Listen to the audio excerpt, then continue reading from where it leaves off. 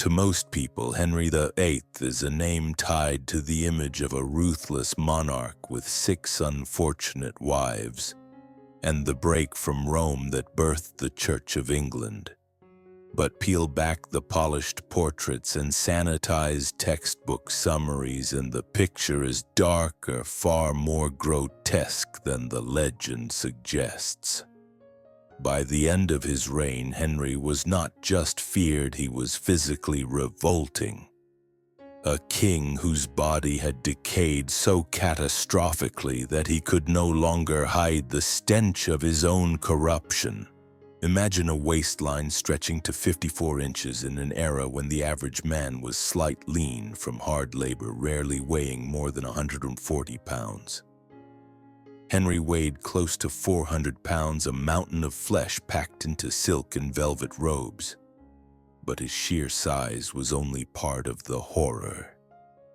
Beneath those ornate clothes, his legs were covered in ulcers, massive festering wounds that never healed. They oozed pus, rotting flesh, and gave off such a smell that courtiers gagged before they even entered the room. Servants, terrified of being chosen to help him dress, drew straws as though preparing for execution. It was a duty so foul that many considered it punishment. The odor, according to some accounts, traveled through the corridors, an invisible shadow announcing the king before his heralds could. One can picture the silent dread in those halls, the perfumed handkerchiefs clutched to noses, the quiet prayers whispered by attendants forced to approach him. But Henry's grotesque transformation wasn't simply a matter of gluttony.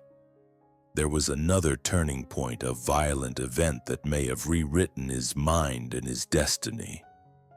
In 1536, during a jousting tournament, Henry suffered a devastating blow. Thrown from his horse, the armored king struck the ground with such force that he was knocked unconscious for 2 hours. In Tudor England, that was the equivalent of being clinically dead. When he finally awoke, Henry was never the same. Modern scholars and physicians now suspect that traumatic brain injury altered his very character. Before, Henry had been ambitious but also charming, a Renaissance prince with a taste for music, hunting, and poetry. After the accident, he became something else, a man of sudden rages, paranoia, and cruelty. What his courtiers called divine will may in fact have been the aftershocks of a damaged brain. Some believe Henry also suffered from Cushing's syndrome, a hormonal disorder that causes dramatic weight gain. Fragile skin, mood swings, and those ulcers that refuse to heal. It explains why he ballooned so monstrously in size and why his body could no longer repair itself. Yet to his doctors, who trembled at the thought of displeasing him, there was no illness, no disorder, only the divine mystery of the king's body. To criticize him was treason. To suggest weakness was death. So Henry festered in silence, his body betraying him while his kingdom bowed and smiled. He had to be carried by specially built mechanical contraptions, pulleys, hoists, and wheeled chairs to move through his palaces. At banquets, he sat immobile, his body rotting within arm's reach of courtiers who dared not flinch. The irony was inescapable. The man who claimed to rule by the grace of God could no longer control even his own bowels. Royal attendants followed him with padded chairs for accidents that shamed him further, yet no one dared speak of it. Henry's body had become a battlefield of decay, but the greatest terror was the way it infected everything around him. Imagine a king so foul that his presence carried the weight of both power and nausea. To kneel before him was not only an act of loyalty, but also an act of endurance, forcing yourself to breathe through the stench of a man who was already rotting while alive. In this, Henry VIII stands alone, a monarch who became a walking corpse, feared as much for his decaying body as for his iron fist. His reign was not only political tyranny, but also a living theater of horror, a reminder that even kings cannot escape the rebellion of flesh. History often reduces Henry VIII's wives to a cruel nursery rhyme: divorced. Beheaded died, divorced, beheaded survived. But those 6 women were not just names in a line of succession. They were living souls ensnared in the nightmare of Henry's court pawns, in a game where the stakes were life, death, or worse, slow humiliation. To marry Henry was not a privilege, it was a sentence. Take Anne Boleyn, remembered as the queen who dared to stand against the church. Henry once adored her so obsessively that he severed England from Rome to have her. Yet only 3 years after their marriage, he orchestrated one of the cruelest spectacles in Tudor history. Anne was accused of adultery, witchcraft, even incest with her own brother. Her musician Mark Smeaton was tortured until he confessed to sleeping with her, a confession he later recanted, but too late. And the sickest detail, Henry forced Anne to watch as 5 men, including her brother George, were executed for these fabricated crimes. She knew as she looked on that the blade would soon come for her too. The horror was psychological as much as physical, to be condemned by your own husband while standing in the shadow of innocent blood. Then came Catherine Howard, barely more than a teenager when Henry, by then a bloated, ulcer-ridden man in his late 40s, took her as his bride. When her youthful past came to light, Henry's reaction was vicious. Not only did he have her executed, he changed the law itself, declaring it treason for anyone to marry the king without disclosing their sexual history. Imagine being so petty, so paranoid that you rewrote the kingdom's legal code simply to punish a girl's past. Catherine's last words on the scaffold were a plea for forgiveness, a girl's voice lost in the roar of Henry's monstrous ego. Catherine of Aragon, Henry's first wife, suffered a slower torment.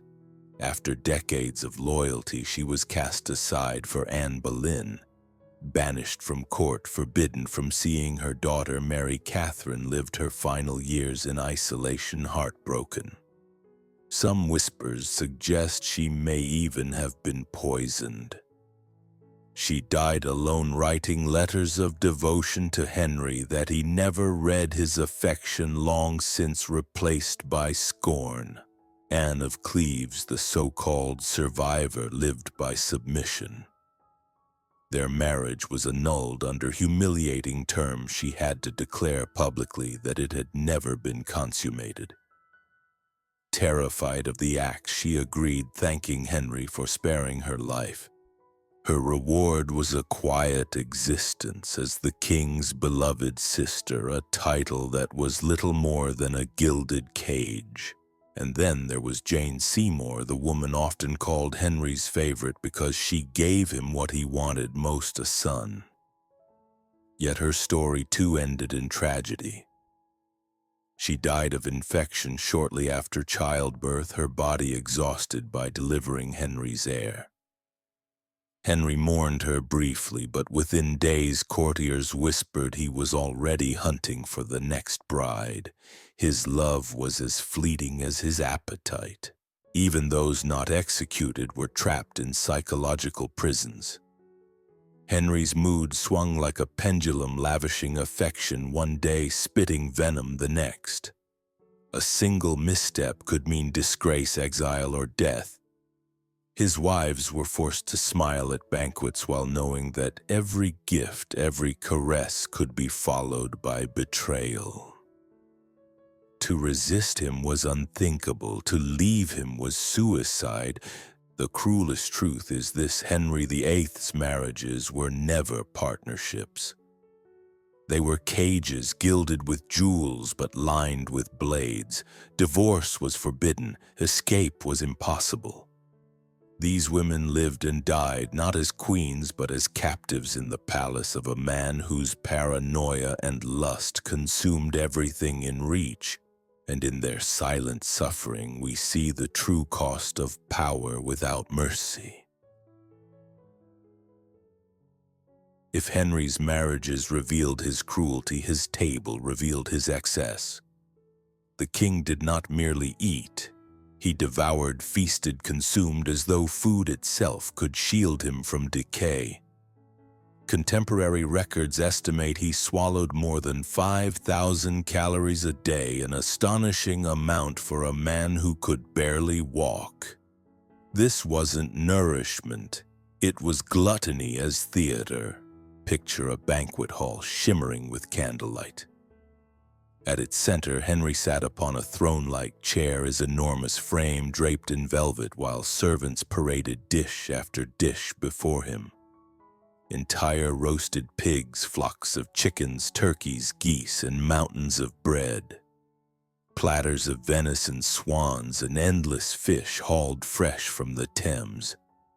Jugs of wine flowed like rivers, while peasants outside the castle walls lived on coarse bread, barley, and the occasional scrap of meat. Their king ate enough in one sitting to feed a village. But the act of eating was not simply indulgence. It was paranoia in motion. Every bite that entered Henry's mouth had first to be tasted by servants. Not one, but several, each swallowing portions of his meal and waiting half an hour before he dared to touch it. The kitchen became a fortress, guards stationed at doors, spices and water tested for poison, cooks watched like prisoners to ensure no one slipped in a deadly powder. A simple meal became a military operation, and Henry believed food carried more than taste, it carried power. In his mind, swan meat gave grace, venison made him a better hunter. Oysters enhanced his masculinity. He consumed these like talismans, stuffing himself with the illusion that he could devour strength itself. In this obsession, Henry was both king and alchemist, turning banquets into rituals of imagined magic. Yet the truth was crueler. Each bite poisoned him not with treachery from without, but with decay from within. His body ballooned, his ulcers worsened, his bowels betrayed him. And still he ate. Like a drowning man gulping water, he seemed to believe that the very act of consuming could keep him afloat against the tide of mortality. To the courtiers forced to watch, the spectacle was grotesque. Hours could pass as Henry gnawed through banquets, his body festering while musicians played and nobles feigned delight. It was as if the court existed not to govern but to witness the slow collapse of a man who mistook appetite for immortality.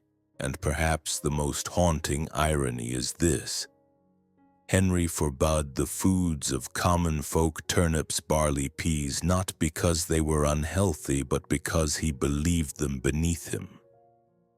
He denied himself the very sustenance that might have healed his failing body, insisting instead on the endless meats and sugars that dragged him closer to ruin. The king had turned his table into a stage, his appetite into a performance, his meals into monuments of fear and folly. And while he gorged, his body rotted as if mocking him with every mouthful.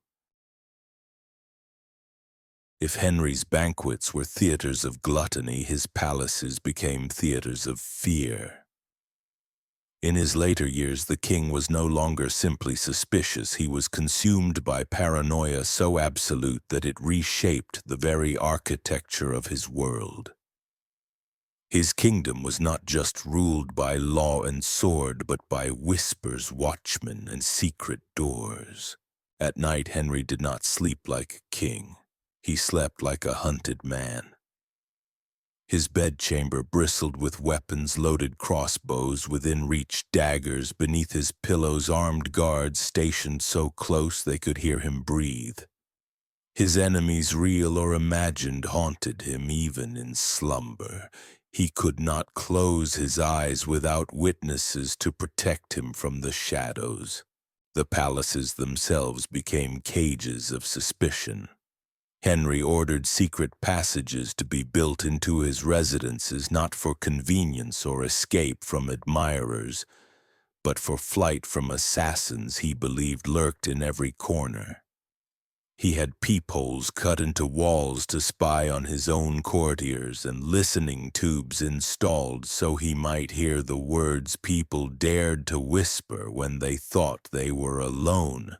Imagine living in such a court where even the walls might betray you. Yet the most chilling part was not the architecture, but the people.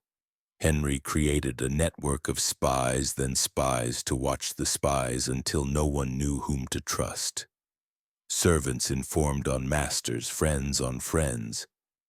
A jest muttered at a banquet could be reported as treason. A rumor might end at the scaffold. To speak freely in Henry's England was to risk one's neck. His paranoia even poisoned the bond between father and child. Princess Mary and Princess Elizabeth, girls more than enemies, were watched as though they plotted rebellion. Henry saw in his daughters not innocent heirs, but conspirators in waiting. And so his fear infected the bloodline itself, as if no relationship, not even a father's love, could escape suspicion. Worse still, Henry began executing men not for what they had done, but for what they might do. A dream of betrayal was enough to send a nobleman to the Tower. A whisper of disloyalty was sufficient for the axe. England became a land where the mere suggestion of doubt could silence a life, and fear spread like a plague. Nobles spied on each other, scrambling to prove loyalty by accusing someone else. Courtiers smiled with painted faces while secretly wondering who might be listening. Even servants learned to betray to survive. The court was no longer a place of honor and diplomacy. It was a crucible of suspicion where everyone feared they might be next. Henry had built a fortress, but it was not stone that protected him, it was terror. His kingdom became a surveillance state centuries before the word existed, a realm where one man's paranoia turned an empire into a prison. By his final weeks, Henry VIII was more carcass than king. He could not walk, could not ride, could scarcely move without being hoisted by pulleys and wheeled about on chairs built for his swollen frame. Servants followed behind with cloths, not to polish the palace floors, but to collect pieces of his rotting flesh that sloughed off as he was carried from chamber to chamber. The monarch who once inspired awe now left a trail of decay. The stench was unbearable. His leg ulcers festered so deeply that even seasoned physicians gagged and fled the room. Doctors' men, hardened by the horrors of medieval medicine, found themselves powerless and nauseated, unable to approach their sovereign. Some refused to declare him dead until long after he had passed, so reluctant were they to come near his swollen, putrid body.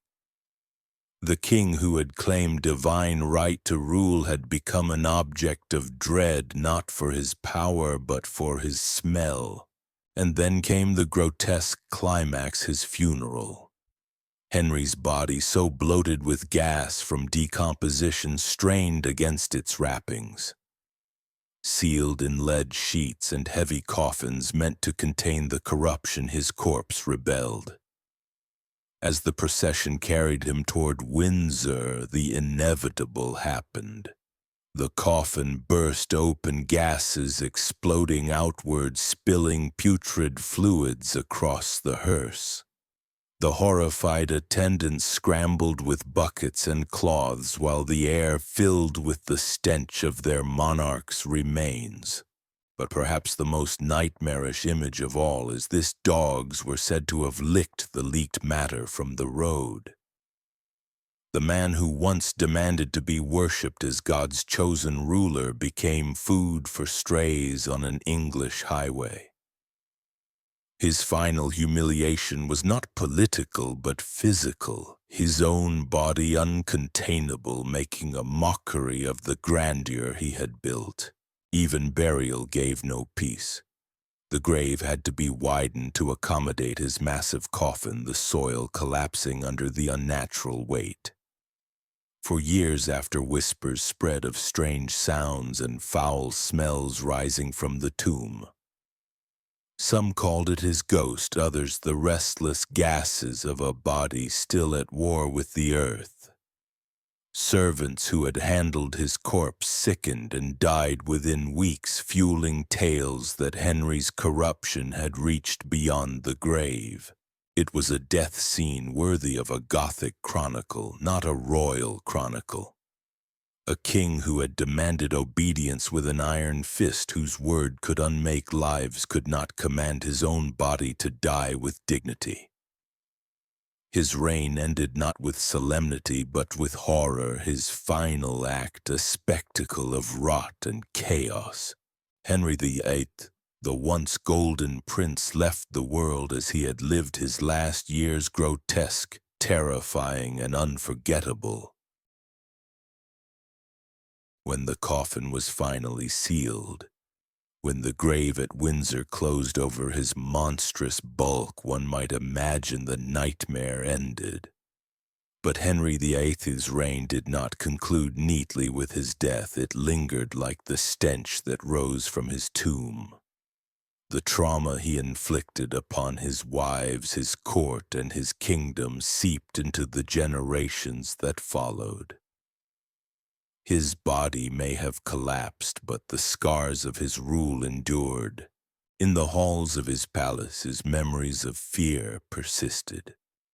Servants who had lived under his shadow spoke in hushed tones, their eyes darting as if Henry might yet be listening.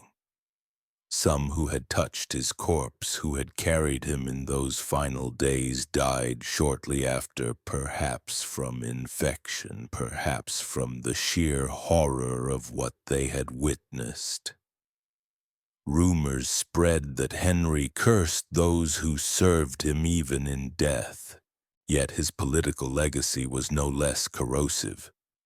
The Church of England, born from his desire to discard Catherine of Aragon and marry Anne Boleyn, reshaped Europe's religious landscape. What began as the lust of a king became centuries of division, bloodshed, and upheaval. His paranoia bred a culture of surveillance and betrayal, a model of power that would be echoed by despots long after his bones rotted. His appetite both for flesh and for control became the cautionary emblem of how power consumes men from the inside out. In portraits, Henry still stares at us, broad-shouldered, bejeweled, radiating authority. But those canvases are lies painted in oil. The reality was a man undone by his own body and mind, reduced to a husk that horrified even those who were bound to serve him. His legacy is not majesty, but warning. He is remembered not for wisdom nor for mercy, but for indulgence, cruelty, and the grotesque reminder that absolute power unchecked transforms a man into something less than human. And that is perhaps the most enduring truth. Henry VIII was not merely a king of flesh and bone, he became a legend of decay. A reminder that thrones may glitter, crowns may shine, but beneath them even the most powerful ruler is still a body destined to rot.